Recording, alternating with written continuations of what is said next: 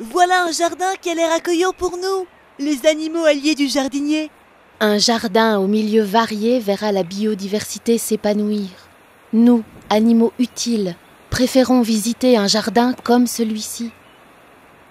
Une petite prairie fleurie, en plus d'apporter des couleurs, attirera bon nombre d'insectes butineurs qui te rendront service en t'assurant une bonne récolte au potager et au verger.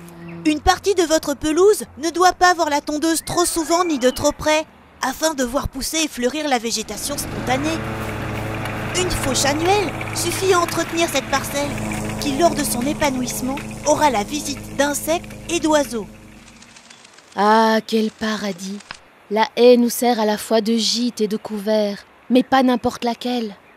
Plante des espèces de nos régions et varie-les au sein de la même haie. L'aubépine et le prunelier, c'est le top, car leurs fruits sont en plus délicieux. Surtout, évite de tailler ta haie entre les mois d'avril et de juillet, car nous y nichons durant cette période. Si tu laisses le lierre s'installer, sa floraison en automne pourra subvenir aux besoins de beaucoup d'insectes butineurs pendant une saison où les fleurs se font rares. Les fleurs donneront des fruits très prisés par les oiseaux. Afin de rendre ton jardin encore plus accueillant pour nous, amis du jardinier, tu peux installer des abris,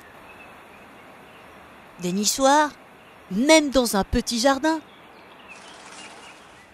Par exemple, un tas de branches ou des feuilles mortes peuvent nous abriter pendant les longs mois d'hiver. Personnellement, je préfère un abri d'hivernage constitué d'une caisse en bois et recouvert d'un tas de feuilles ou de branches. Afin de permettre aux abeilles et guêpes solitaires de pondre, il suffit de lier un fagot de tiges creuses ou percer une bûche de trous de diamètre différents. Ces butineurs visiteront tes aménagements dès les premiers rayons de soleil du printemps.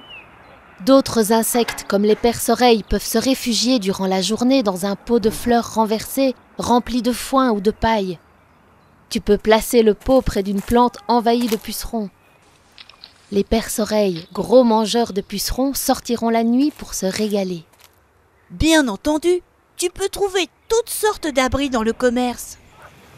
Si tu as la chance d'avoir une mare dans ton jardin, nous serons encore plus heureux, car nous en avons besoin pour nous reproduire.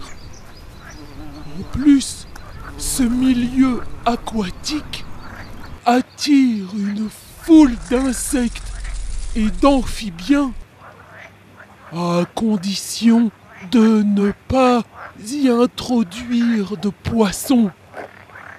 Et rappelle-toi, lorsque tu jardines sans pesticides, tu peux m'accueillir ainsi que mes amis et préserver la biodiversité dans ton jardin et ta santé.